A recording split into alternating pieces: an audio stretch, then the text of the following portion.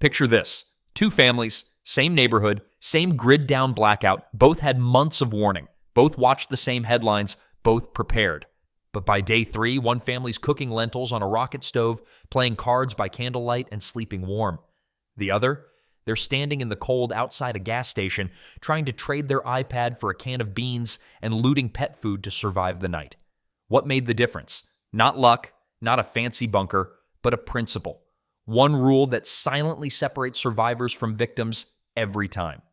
The 80-20 survival rule. Because here's the brutal truth. 80% of your survival outcome comes from just 20% of your preps. Get that 20% right, and you'll be steady while the world falls apart. But get it wrong, and no amount of gadgets, gear, or unopened MREs will save you. This video is for those who want to survive smarter, not just harder. Stay with us until the end, because mistake number 6 is the one that takes down even the most confident preppers. And it might already be in your plan. You may have heard of the Pareto principle, the idea that 80% of outcomes stem from 20% of inputs. It's a rule found in business, nature, economics, and yes, survival. In prepping, the rule is ruthless. You don't need 50 knives, 18 bug-out bags, or a decade's supply of powdered cheese. You don't need a $10,000 solar setup if you never learned how to purify water without power. You don't need every toy from the survivalist catalog if you can't light a fire in the rain. The truth is, most preppers are overpacked and underprepared. They confuse purchasing with planning, gear with grit, checklists with competence. And when the collapse comes, whether it's economic, environmental, or global, the margin for error shrinks to nothing. That's why this episode is about cutting the noise. We're breaking down the core 20%, the essentials that actually matter when everything else goes offline. These aren't just hypotheticals. They're battle-tested priorities from real disasters, war zones, blackouts, and global crises. Because when the lights go out and help isn't coming, you won't wish you'd bought one more freeze-dried pudding bucket. You'll wish you had focused on what really counted. So, let's dive into the first critical 20% that carries 80% of your survival outcome. Your gear. Number 1, the 20% of gear that covers 80% of emergencies. Let's be honest, prepping gear is seductive. The titanium survival shovel that doubles as a machete. The tactical pants with 19 pockets. The fire starter shaped like a grenade. You scroll, you add to cart, and your dopamine soars. It feels like prepping. It looks like prepping. But in a real crisis, most of that gear does nothing. Because the truth is this. Only a handful of tools will actually keep you alive in most emergencies. And every ounce of gear that doesn't serve a core survival function is either dead weight or a distraction. So what gear makes the 20% cut? Let's start with the first universal need, clean water. No fancy gear matters if you're dehydrated, vomiting from bacteria, or rationing sips while your kids beg for more. That's why a gravity-fed water filter like a Berkey or Alexa Pure and portable options like Life Straws or Sawyer Minis are non-negotiable. Not just stored, but tested. If you haven't practiced filtering muddy creek water, you're gambling. Next is fire. A reliable fire starter is survival gold, but not just a ferro rod and wishful thinking. Pack redundant fire tools like lighters, waterproof matches, and cotton balls and petroleum jelly. Practice with them in wind, cold, or wet hands. A roaring fire does more than cook. It purifies, signals, heats, and protects. Then comes light. In a blackout, your world shrinks to candlelit shadows. A headlamp, backup flashlights, and lanterns, all with rechargeable batteries paired with a solar charger, will transform your environment. Don't forget chemical light sticks for silent visibility or signaling. Cutting tools are another core. A good fixed blade knife and a multi-tool can skin game, open cans, fix gear, and build shelter. You don't need a Rambo sword, just a dependable, sharpened, real-world tested blade. Last but possibly most overlooked is clothing. Not fashionable, but functional. In cold climates, you need base layers, waterproof outerwear, gloves, and a hat. Hypothermia doesn't care about your paracord bracelet. These 5 categories, water filtration, fire making, lighting, cutting tools, and climate protection, are your golden gear pillars. Everything else? It might be nice, it might be clever, but if you can't carry it, deploy it under pressure, or rely on it when it matters, it's not survival gear. It's set dressing. And in a real collapse, every ounce matters. Number 2, the 20% of skills that keep you alive. Gear is great until you forget how to use it. The reality is that most preppers are gear rich but skill poor. They've got the stuff, but when the emergency hits, they're Googling how to make a fire while their phone battery dies in their hand. Because in the real world, skills beat stuff every time. So, what are the core survival skills that make up the critical 20%? First, fire making in real conditions. It's easy to start a fire with dry twigs and a lighter on a sunny day, but can you do it in the rain with cold hands while stressed and hungry? The only way to know is to try. Practice building fires with damp wood. Learn to identify natural tinder like birch bark, fat wood, or cattails. Use fire starters under pressure. Turn it into a weekend ritual or you'll freeze when it matters. Second, water sourcing and purification. A filter won't help if you don't know where to find water. Learn how to collect rainwater, dig a seep well, or extract dew in dry climates. Understand how to boil, purify, or filter water from unfamiliar sources because survival means improvising when your bottled stash runs out. Third, basic first aid, not just bandages, but trauma. CPR, how to stop bleeding, how to splint a broken bone or treat burns, when to use a tourniquet and when not to. This isn't just prepper theater. In a collapse, you are the medic. Print a guide, take a course, build muscle memory. Fourth, navigation, map and compass, natural landmarks, urban shortcuts. If GPS fails, do you know how to find north? Can you escape a city grid without a phone? Fifth, situational awareness and threat reading. This is the difference between walking into a riot and walking away before it starts. Learn to scan a room, watch hands, not faces, read tension in a crowd. These soft skills are often the difference between safety and being targeted. The best part? These skills are free. They can't be stolen. And once earned, they never expire. Gear will break, batteries will die. But skills are survival currency. Number 3, the 20% of mindset that separates survivors from casualties. You can have all the gear. You can have the bunker, the ammo, the food storage, and the solar generator. But if your mind cracks under pressure, none of it will matter. In survival, mindset is the multiplier or the landmine. And that's where the 80-20 rule hits hardest. Because 20% of your mental readiness will determine 80% of your real-world decisions when the grid goes down, when the water stops flowing, or when someone knocks on your door at midnight and doesn't say why. Most people underestimate how loud the silence becomes when modern life disappears. No phones, no updates, no cops coming, no app to tell you what to do next. In that space, your mind fills in the blanks, and if you haven't trained for it, panic steps in. Or worse, paralysis. That's why we say it clearly, mental collapse is the silent killer of untrained preppers. You don't see it coming. You think you're calm, you think you're built different. Until it's day 3 and your kid asks, "Are we going to be okay?" And you realize you don't know.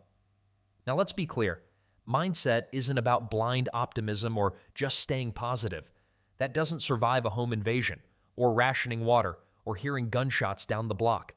Survival mindset is mental discipline, emotional calibration, and adaptability under stress. It's knowing how to reset your nervous system even when your hands are shaking. It's making the next move even if the first one failed. So, what are the core components of the 20% survival mindset? First, stress inoculation. Not just theory, but practice. Get uncomfortable. Go camping in the rain with minimal gear. Fast for 24 hours. Walk into a crowded area and scan exits. Force your brain to operate outside comfort zones. Because the first time you feel panic shouldn't be when the stakes are real. Second, decision-making under pressure. You don't need to be a Navy SEAL, but you do need to train your brain to act, not freeze. Create scenarios. Run through if-then choices. If I can't go north, then we reroute to X. If the power's out for 3 days, we ration Y. Drill yourself. Make it automatic. Third, emotional control. Fear spreads like fire in group settings. If you lose it, your family loses it. Learn breathing techniques. Learn how to anchor yourself in reality. Talk out loud to reinforce calm. Build rituals, a routine for mornings, meals, watches, anything to create structure amid chaos. Fourth, detachment from normal. This is the mental killer most don't see coming. We're hardwired to crave normalcy. Maybe the power will come back soon. Maybe the police will show up. That delay, that hope that things go back to normal is what gets people killed. Survivors flip the switch fast. They adapt to the new rules. They let go of what was and focus on what is. And lastly, purpose. Survival isn't just physical. If you don't have a reason, family, faith, freedom, or a future you're working toward, the grind wears you down. Find your why now so it carries you when it matters. Remember, you don't rise to the occasion. You fall to your level of training, and mindset is the deepest layer. Cultivate it now. Because when things fall apart, the real battleground starts in your head. Number 4, the 20% of food and water that buys you 80% of time. Most people panic shop with their feelings, not their logic. They buy what they recognize, like boxes of cereal, frozen burritos, and exotic Marie flavors they saw on YouTube. But when you strip it down to survival, the rule is simple. 20% of the right food and water planning gives you 80% of the time you need to stabilize, bug out, or rebuild. Forget gourmet prepper buckets and 14-ingredient ration plans. What you actually need is a simple, efficient, calorie-dense system that works without refrigeration, requires minimal fuel, and keeps your body and brain functioning under stress. Let's start with water, the most urgent of all. You can go 3 weeks without food. But water? 3 days max. That's why your water plan is the backbone of the 80-20 survival rule. You don't need to become a hydrologist or invest in a $900 purification rig. You need to store, source, and purify. That's it. Store at least 1 gallon per person per day, more in hot climates or if you're exerting yourself. For a 2-week period, that's 14 gallons per person. Use stackable containers, water bricks, or even repurposed jugs, but storage alone isn't enough. You also need a backup water source like rain, creeks, lakes, and wells, and at least 2 ways to purify it. Filters like the Sawyer Mini or Life Straw for quick field use, and gravity-fed systems like Berkey for the home. Now let's talk food. Most pantries look like convenience stores. Snacks, random cans, stuff that expires in 8 months. That won't cut it. What you need are shelf-stable staples that meet 5 criteria. High in calories, easy to prepare, require little to no water, long shelf life, and don't spike blood sugar. Think rice, oats, lentils, canned beans, pasta, peanut butter, and powdered milk. Pair those with canned proteins like tuna, chicken, or Spam. Add spices, bouillon, and multivitamins, not for luxury, but morale. When things collapse, a warm, familiar meal can reset your brain and keep you from making panic-driven decisions. Stick to the basics and rotate. Every 6 months, swap your stored food into your daily meals and restock. That way, you're always fresh. And don't forget heat. Can you cook if the power's out? A camp stove with fuel, a solar oven, or a rocket stove solves that problem. And don't wait for collapse to test it. Boil water and make a full meal once a month using only your backup system. Here's the point. You don't need a chef's pantry to survive. You need calories, water, heat, and simplicity. The more complicated your plan, the more likely it fails under pressure. In a blackout, disaster, or lockdown, it's not the variety that saves you. It's the consistency. With just a few smart food and water staples, you can buy yourself time to make better decisions, avoid the chaos, and outlast those who only prepped for comfort, not survival. Number 5, the 20% of power you actually need. When most people think of off-grid power, they imagine recreating their modern lives. Lights in every room, a fridge humming quietly in the background, the TV still working, maybe even an air fryer or coffee maker for comfort. And that's the mistake. Because in a grid-down crisis, 80% of the power you think you need is just luxury disguised as necessity. The real question is, what do you actually need to stay alive, stay informed, and stay in control? Let's start with the hard truth. Your refrigerator is a power hog. It pulls 100 and 800 watts depending on the model, and in an outage, it becomes a black hole for your generator or battery bank. After day 2, most of the food inside will spoil anyway.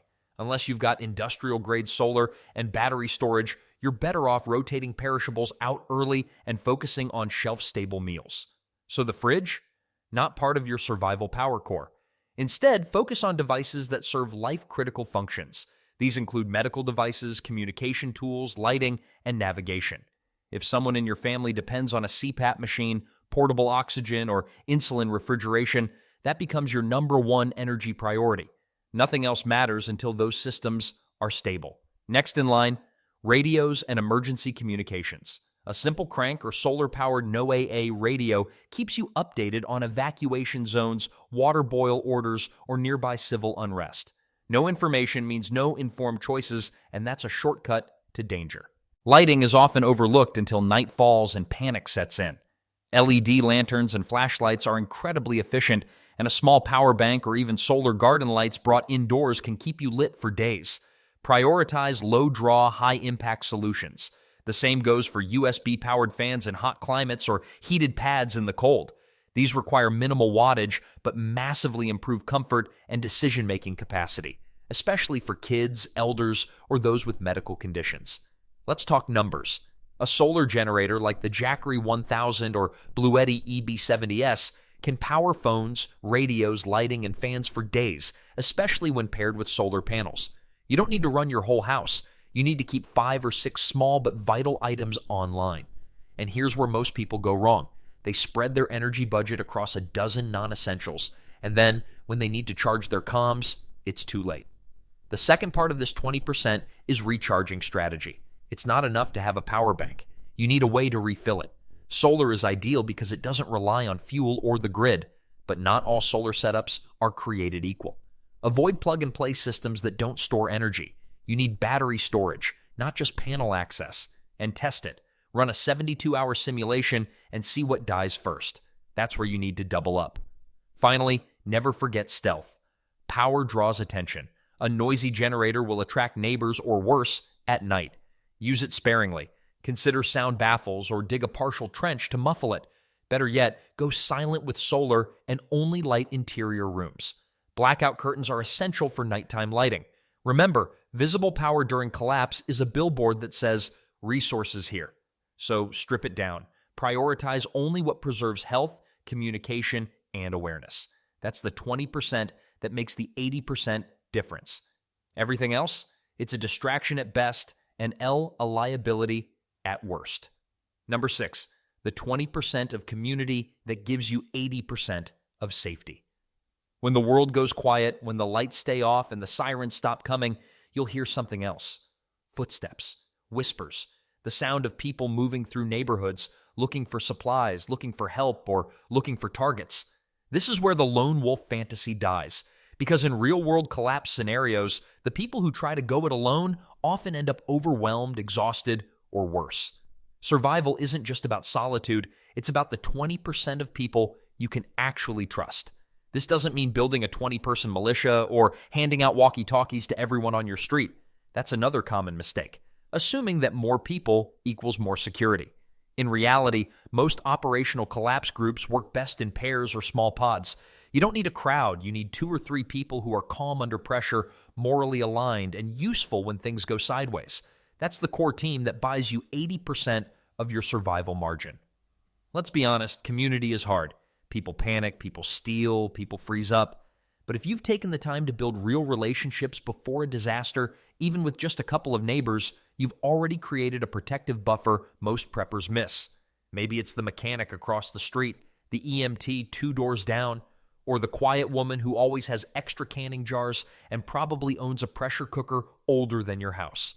In every major disaster, from Hurricane Katrina to Venezuela's collapse, small local groups made the difference. Street patrols, shared supplies, emergency childcare, someone to keep watch while you sleep.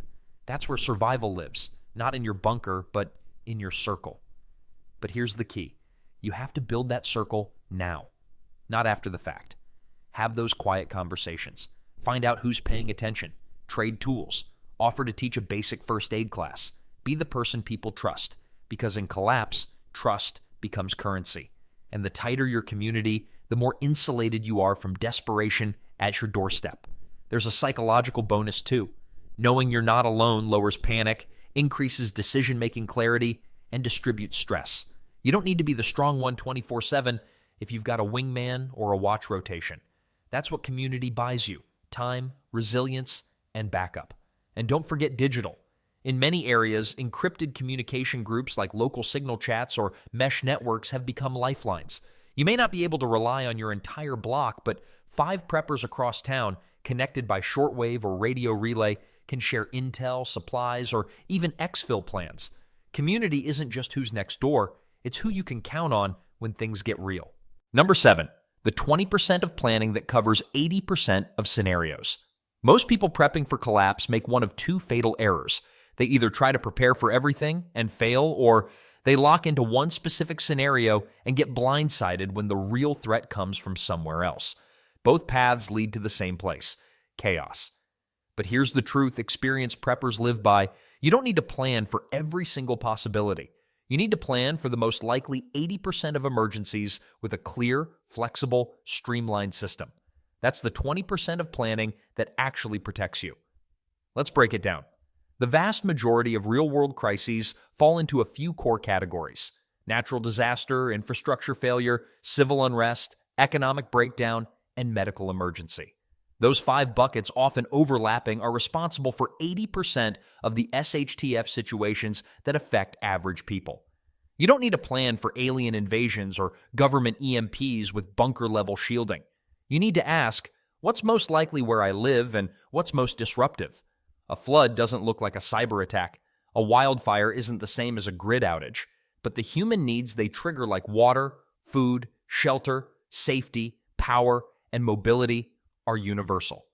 So a tight, effective plan focuses on capabilities, not events. Do you have clean water for 2 weeks? Do you have calories that don't require cooking? Can you stay warm if the heat goes out? Can you leave your home within 10 minutes or fortify it for 10 days? Those are the questions that matter. This kind of planning doesn't require dozens of binders or complicated protocols. It requires clarity. You want a 1-page evacuation checklist, a 3-day loadout plan, a neighborhood map with danger zones and fallback spots.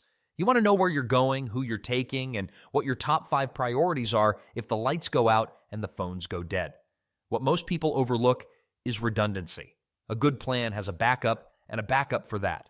But it doesn't mean 3 generators or 10 fire-starting methods. It means knowing how to cook if the power's gone, purify water if the tap's dead, defend yourself if 911 doesn't answer, and communicate without cell towers. That's the 20% that matters. The rest is mental clutter.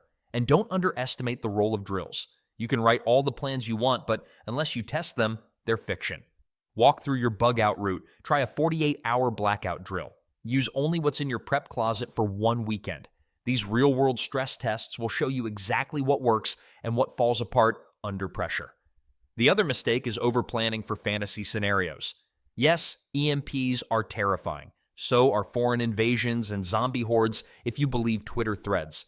But while you're prepping for World War Z, a winter storm might take your grid offline and your grocery store offline.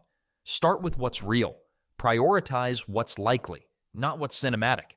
Smart prepping is streamlined, it's intentional, and it's always evolving. As your environment changes, your household changes, or your region shifts in risk, your plan should shift with it. But the core remains the same: water, food, shelter, power, protection, and mobility. Nail that 20% and you'll be ahead of 95% of the population when real collapse hits. Every prepper has something in their 20%, that one item or insight that always delivers. Maybe it's your old beat-up radio that never fails. Maybe it's the skill of staying calm while others panic, or that simple tarp that's been more useful than any $500 gadget in your gear room. Now we want to hear from you. What's in your 20%? What's the one piece of gear, mindset, or habit that you swear by? The thing that saved your hide or given you peace of mind? And just as important, what's something you realized was dead weight? Maybe it was that 6-pound survival shovel you never used, or that fancy knife that turned out to be more style than function. We've all bought the wrong thing once or 10 times, so drop it in the comments below. Your insight might just help someone else trim the fat and focus on what works. Best answers get pinned. Even better answers, they get featured in an upcoming breakdown episode. Subscribe if you haven't.